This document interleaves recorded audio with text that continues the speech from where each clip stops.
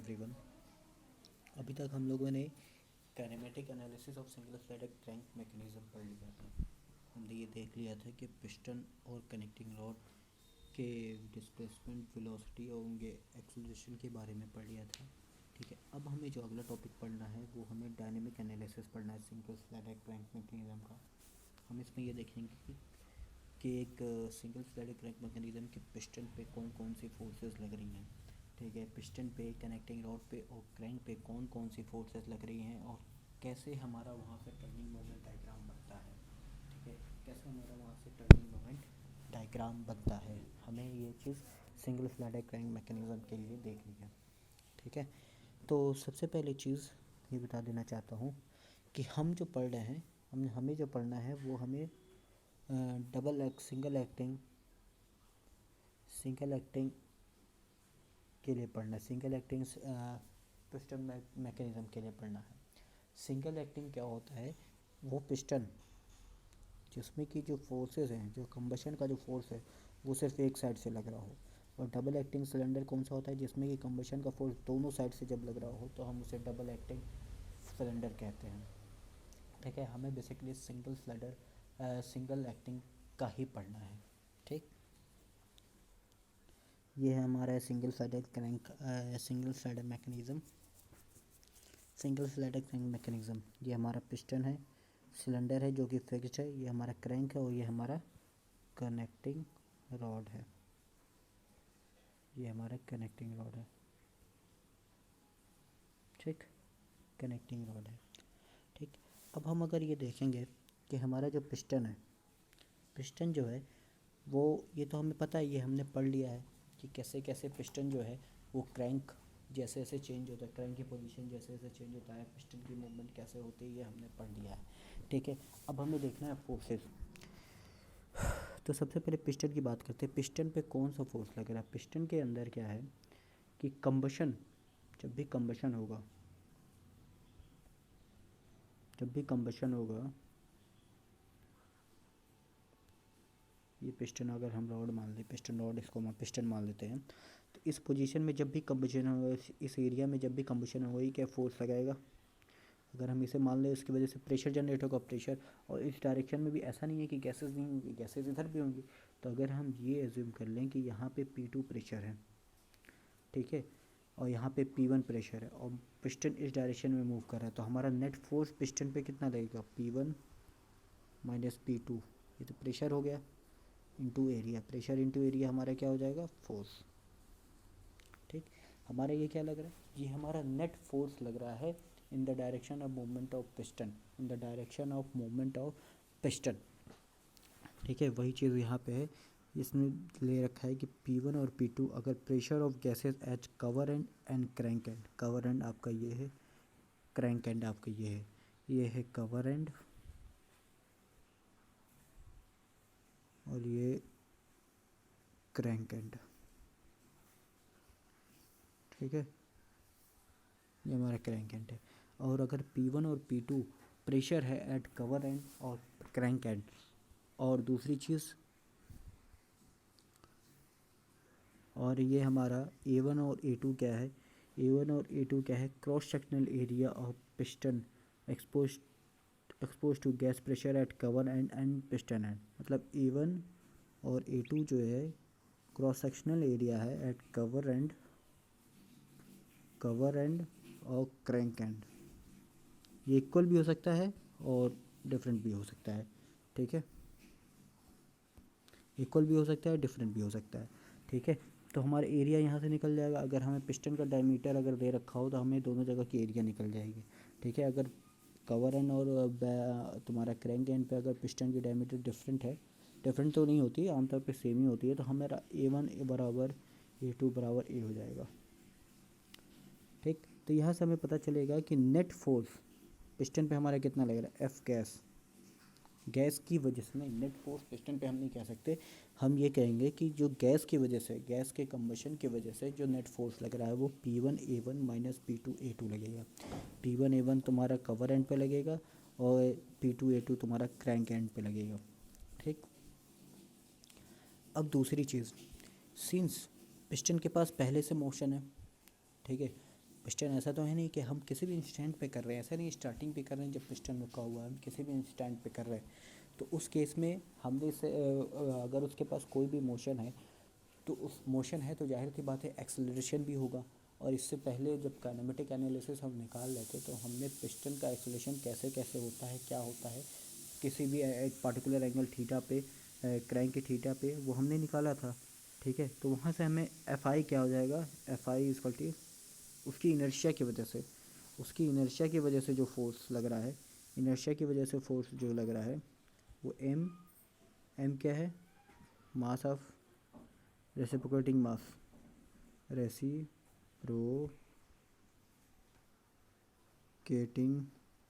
मास, basically piston की मास। ठीक, piston की मास की बात कर रहा है, और कुछ तो रेसिप्रोकेट कर नहीं रहा, वो पिस्टन ही रेसिप्रोकेट कर रहा।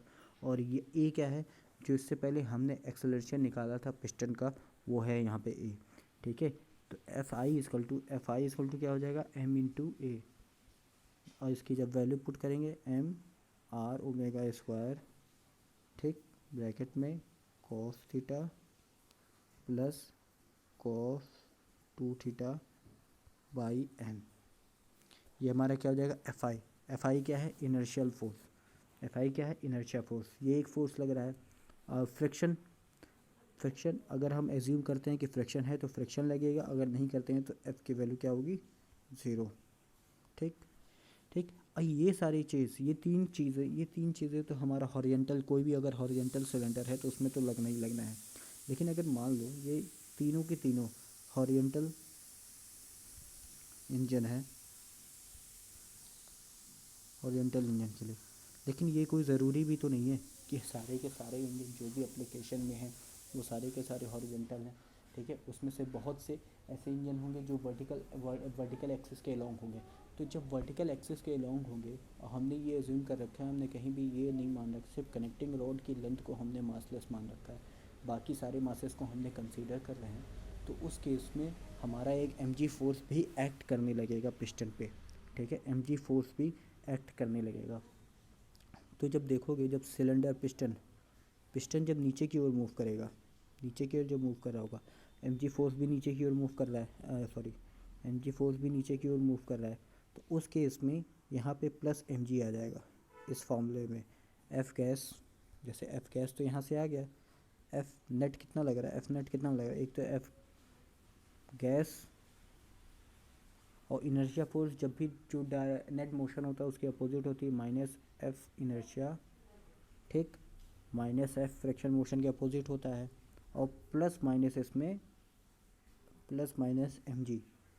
ठीक, अब प्लस और माइनस कब होगा ये हमें देखना है, कि जब भी पिस्टन, जहाँ और ये वर्टिकल सिलेंडर में जब भी पिस्टन नीचे की ओर ट्रेवल करेगा उस केस में प्लस होगा, क्योंकि मोशन के एडिशन के फॉर्म, मतलब मोशन के डायरेक्शन में ही एम जी फोर्स लग रहा है। लेकिन जब पिस्टन ऊपर की ओर ट्रैवल करेगा तो मोशन के, हाँ, तो मोशन के अपोजिट डायरेक्शन में एम जी लग रहा है, तो उस केस में हम एम जी यूज़ करेंगे, माइनस एम जी यूज़ करेंगे। तो ये समझ में आएगा कि plus minus F equal to क्या हो गया, एफ गैस माइनस एफ आई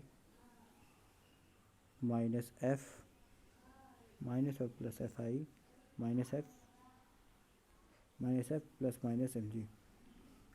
ये माइनस और प्लस माइनस क्या होगा, माइनस और प्लस क्या होगा, देखो इनर्शिया फोर्स बेसिकली क्या करता है, वो जो भी बॉडी जो भी मोशन कर रही होती है उसको रेजिस्ट करता है। अगर वो एक्सेलरेट कर रही होगी तो उसको डी एक्सेलरेट करने की कोशिश करेगा, अगर वो डी एक्सेलरेट कर रही होगी तो उसको एक्सेलरेट करने की कोशिश करेगा।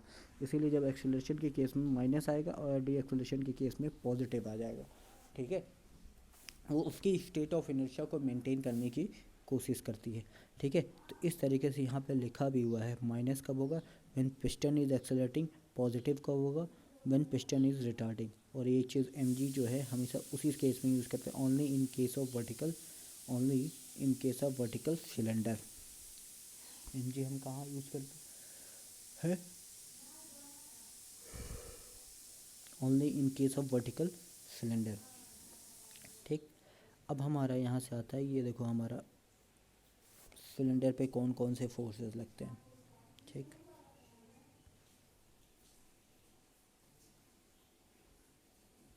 हमें यहाँ देखना है सिलेंडर पे कौन कौन से फोर्सेस लगते हैं। तो देखो, तो यहाँ पे देखोगे ये हमारा सिलेंडर है, ठीक है। इस पर ये नेट एफर्ट है, जो एफ अभी हमने निकाला है वो नेट इस डायरेक्शन में लग रहा है, ठीक। ये हमारा कनेक्टिंग रॉड है, ये हमारा क्रैंक है, ठीक। आइए इसके नॉर्मल, अब देखो यहाँ पे force acting along connecting rod. अब ये देखो, मान लो अगर हम इस कनेक्टिंग रॉड में एफ सी फोर्स लग रहा है, ठीक है। तो अगर ये बताओ, तो एफ सी का कॉस बीटा, एफ सी का, तो एफ बराबर क्या हो जाएगा, एफ बराबर एफ सी कॉस बीटा। तो यहाँ से हमें एफ सी क्या मिल गया, एफ अपॉन कॉस बीटा, ठीक। एफ अपॉन कॉस बीटा, हमें यहाँ से एफ सी मिल गया, ये एफ अपॉन कॉस बीटा, ठीक। अब नॉर्मल फोर्स देखो, नॉर्मल में कोई भी मोशन नहीं हो रहा है, ठीक है। नॉर्मल डायरेक्शन में कोई भी मोशन नहीं हो रहा है, तो हम ये कह सकते हैं कि एफ एन बराबर क्या होगा, और सिर्फ एक ही फोर्स लग रहा है, ठीक। एफ एन बराबर क्या होगा, एफ सी साइन बीटा, ठीक। एफ सी साइन बीटा, और एफ सी की वैल्यू हमने पता है कि एफ अपॉन कॉस बीटा है इंटू साइन बीटा, ठीक। तो हम इस, तो ये एफ सी की वैल्यू क्या हो जाएगी, एफ एन की वैल्यू क्या हो जाएगी यहाँ से, एफ 10 बीटा, ठीक। एफ 10 बीटा हमारा यहाँ से निकल गया एफ के फॉर्म में, ठीक। अब आता है रेडियल थ्रस्ट ऑन क्रैंक सब बियरिंग। क्रैंक सब बियरिंग कहाँ है, यहाँ पे तुम्हारा क्रैंक सब बियरिंग। अब जो एफ सी है वो क्या होगा, वो सीधे इस डायरेक्शन में लग रहा होगा, लेकिन एक चीज़ देखोगे कि ये जो सर्कल है, क्रैंक के जो मूवमेंट है उसके टेंजेंट नहीं है वो, ठीक है। उसका टेंजेंट कहीं कुछ ऐसा होगा, इसके सेंटर के अगर टेंजेंट देखा जाए तो कुछ कहीं ऐसे होगा, और एफ सी जो है इस डायरेक्शन में लग रहा है, ठीक है। तो जाहिर सी बात है इसका एक कंपोनेंट इस डायरेक्शन में होगा, एक कंपोनेंट रेडियल डायरेक्शन में होगा। जो कंपोनेंट रेडियल डायरेक्शन में होता है उसको हम रेडियल थ्रस्ट कहते हैं, ठीक है। इसी एफ सी का जो रेडियल डायरेक्शन में होता है उसको हम रेडियल थ्रस्ट कहते हैं, radial thrust on cranks of bearing. और इसको क्या कहते हैं, क्रैंक एफर्ट, इसको हम कहते हैं क्रैंक एफर्ट, ठीक। अब यहाँ देखो, ये थीटा एंगल है, ये बीटा एंगल है, इन दोनों के बीच का जो एंगल एफ सी और ये तुम्हारा एफ सी है, तो इन दोनों के बीच का जो एंगल बनता है वो थीटा प्लस बीटा के बराबर बनता है, ठीक है। तो एफ सी का इस डायरेक्शन देखो, F C cos theta plus beta, और फिर एफ सी की वैल्यू जब हम पुट करेंगे एफ अपॉन कॉस बीटा, तो ये इस फॉर्म में आ जाएगा। एफ और क्या, रेडियल थ्रस्ट क्या आ जाएगा, रेडियल थ्रस्ट ऑन क्रैंक सब bearing, radial thrust on crank सब बियरिंग कितना आ जाएगा, F cos theta plus beta upon cos beta, ठीक। उसी तरह जब उसका उस डायरेक्शन में कंपोनेंट निकालेंगे, दूसरे डायरेक्शन में कंपोनेंट निकालेंगे, तो F C sine theta plus beta आएगा, थीटा प्लस बीटा, ठीक है। जब F C sine theta plus beta, फिर यहाँ पे एफ सी की वैल्यू पुट करेंगे हम एफ अपॉन कॉस बीटा, तो हमारा क्या आ जाएगा, F sine theta plus beta upon cos beta. ये हमारा क्रैंक एफर्ट है, ठीक है। क्रैंक एफर्ट है जो कि तुम्हारा क्रैंक के रोटेशन के परपेंडिकुलर डायरेक्शन में मूव कर रहा है, ठीक है। ये हमारा क्रैंक एफर्ट है जो कि हमारा क्रैंक के डायरेक्शन के परपेंडिकुलर के डायरेक्शन में मूव कर रहा है। तो यहाँ तक हमें सब सारी चीज़ें पता चल गई कि पिस्टन पे कौन से दो फोर्सेस लग रहे हैं। एक तो पिस्टन एफर्ट, ठीक है, पिस्टन एफर्ट जो पिस्टन के लॉन्ग लग रहा है, ठीक है। एक नॉर्मल फोर्सेस लग रहे हैं जो पिस्टन के परपेंडिकुलर डायरेक्शन में लग रहा है। दूसरा कनेक्टिंग रॉड के अलॉन्ग कौन सा फोर्स लग रहा है, और वही कनेक्टिंग रॉड का फोर्स हमारा रेडियल थ्रस्ट देता है, रेडियल थ्रस्ट फोर्स देता है और क्रैंक एफर्ट देता है, ठीक है।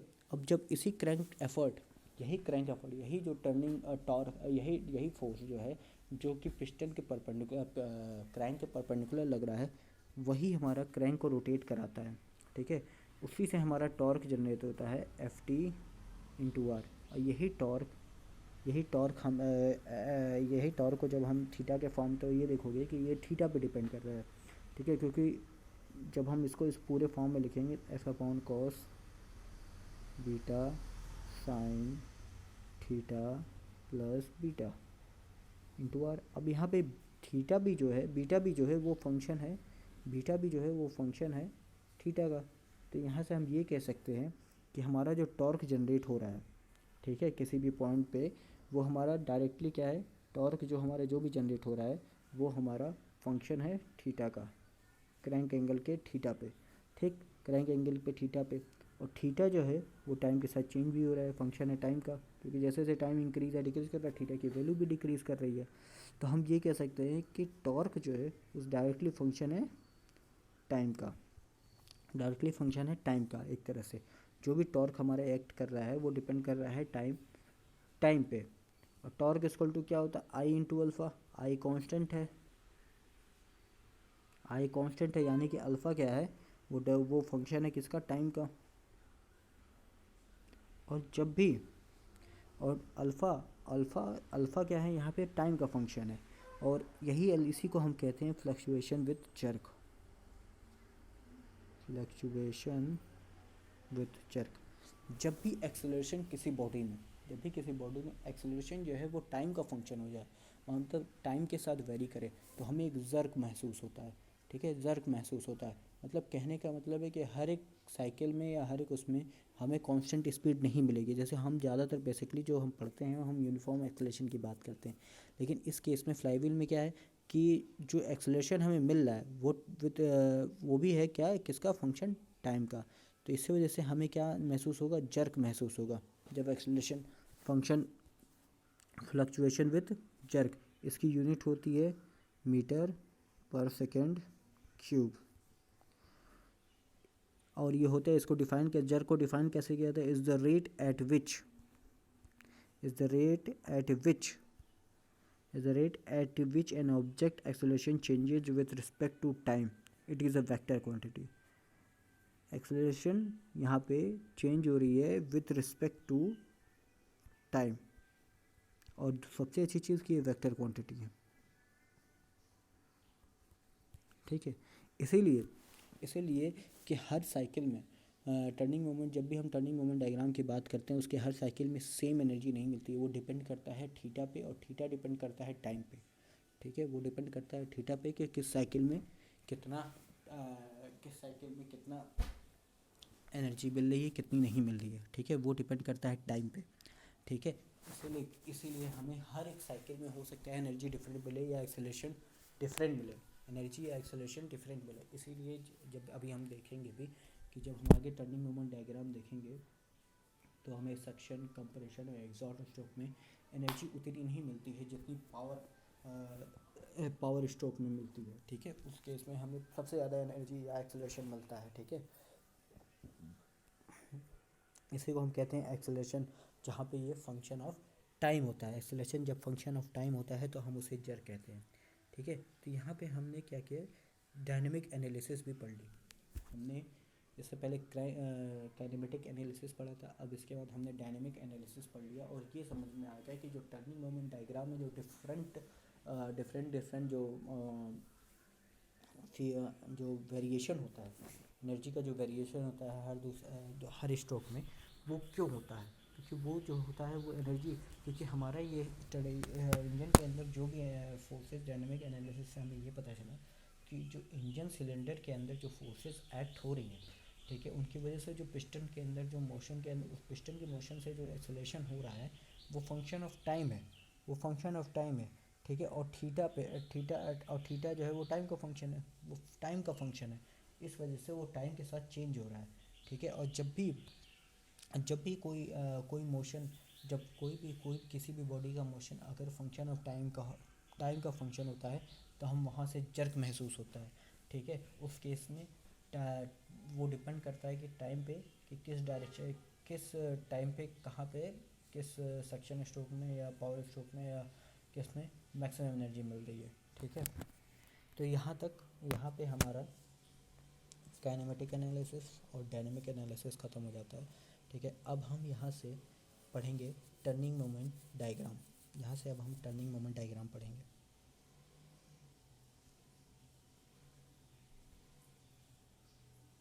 यहाँ से अब हम टर्निंग मोमेंट डायग्राम पढ़ेंगे।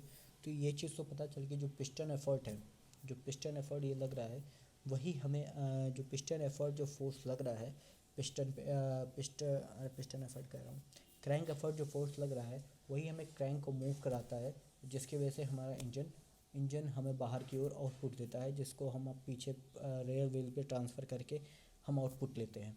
ठीक है, तो ये तो समझ में आ गया कि कैसे जो कम्बशन इंजन सिलेंडर के अंदर जो कम्बशन हो रहा था उससे कैसे एनर्जी ट्रांसफ़र हो रही है पिस्टन क्रैंक पे। ठीक है, क्रैंक से रियर व्हील पे। ठीक है, फिर अब इसके आगे हम फ्लाई व्हील के बारे में पढ़ेंगे, turning moment diagram fly wheel के बारे में पढ़ेंगे।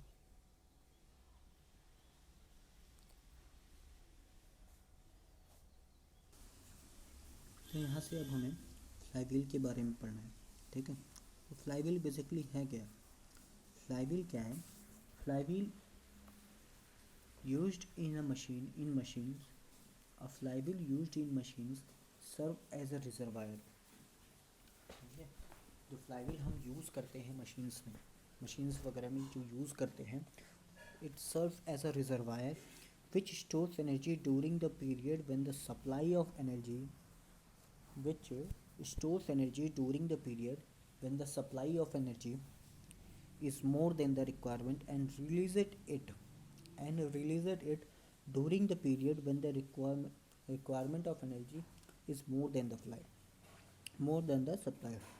तो बेसिकली हमारा जो फ्लाईव्हील क्या है, हमारा जो फ्लाईव्हील है it act as a reservoir for the machine. ये एक्ट करता है as a reservoir for the machine. वो क्या करता है कि जब भी सप्लाई, जितनी हमें डिमांड मतलब जितनी हमें रिक्वायरमेंट है, जब भी सब एनर्जी की सप्लाई हमारी रिक्वायरमेंट से ज़्यादा होती है तो एक्सेस एनर्जी को स्टोर कर लेता है और वो उस एनर्जी को उस टाइम यूटिलाइज करता है जब किसी साइकिल में हमारा एनर्जी की रिक्वायरमेंट, जो हमें एनर्जी सप्लाई हो रही है वो एनर्जी रिक्वायर्ड एनर्जी से कम हो, तो उस केस में उसको सप्लाई कर देता है।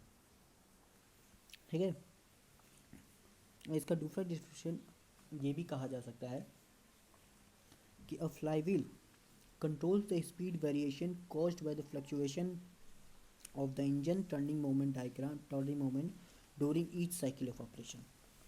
ठीक है, during each cycle of operation जो फ्लक्चुएशन होता है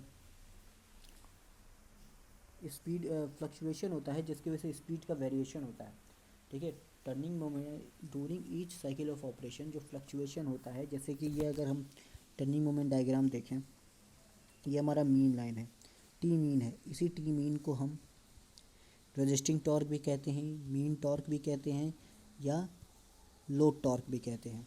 ये हमारा मीन है, यानी कि हम ये चाहते हैं कि हमारा जो मशीन है इस मीन टॉर्क पे करता रहे, चलता रहे।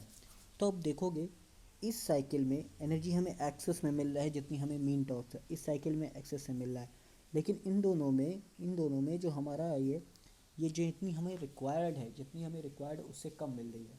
तो हमारा फ्लाईव्हील क्या करता है कि इन दोनों साइकिल में जो भी एनर्जी हमें मिल रही है, एक्सेस मिल रही, वो उसको स्टोर कर लेता है, और उस साइकिल में जिसमें कि एनर्जी हमें सप्लाई जो मिल रही है वो हमें रिक्वायर्ड एनर्जी से जब कम होती है वो उन्हें उस टाइम पे यूज़ करता है, यूटिलाइज़ करता है।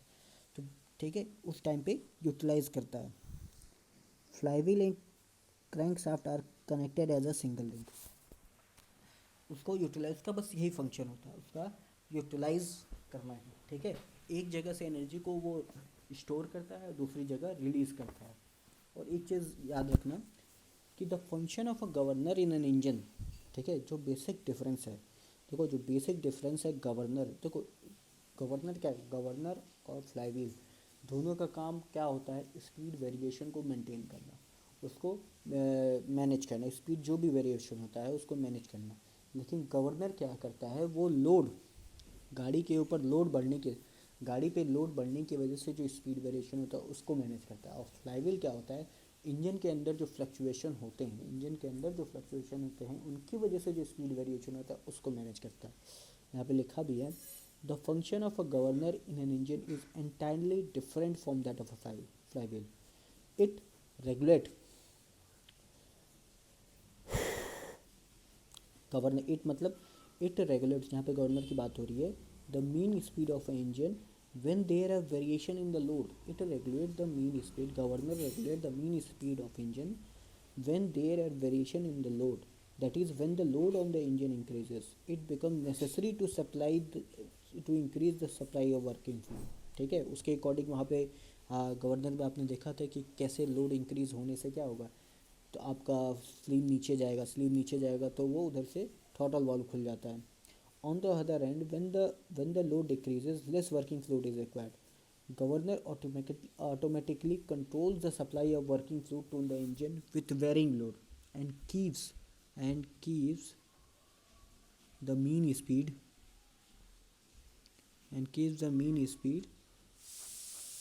of the engine within certain limits.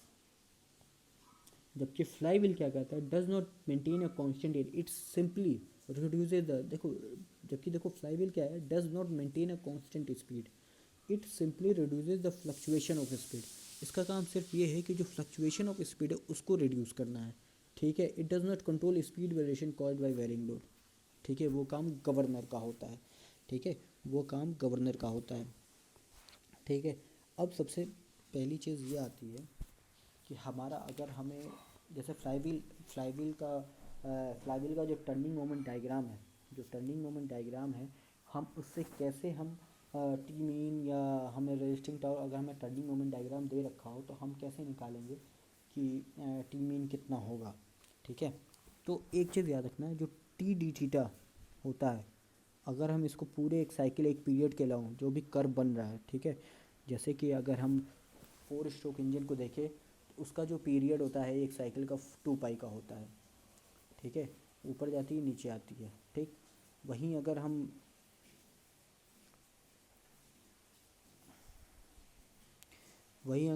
2 stroke engine का देखें तो उसका पाई होता है. ठीक है, उसका जैसे कहने का मतलब ये है कि एक स्ट्रोक में, ठीक है, 2 पाई होता है.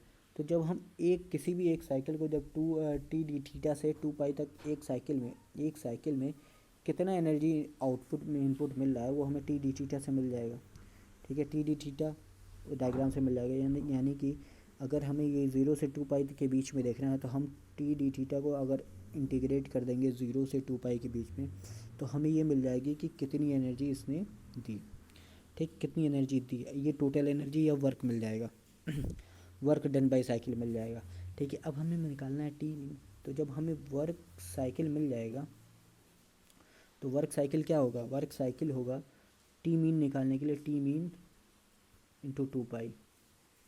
ठीक, जैसे ये है वर्क साइकिल है तो ये इसके बराबर वर्क साइकिल है, ये तुम्हारा मान लो यहाँ तक है 2 पाई, तो ये टी मीन.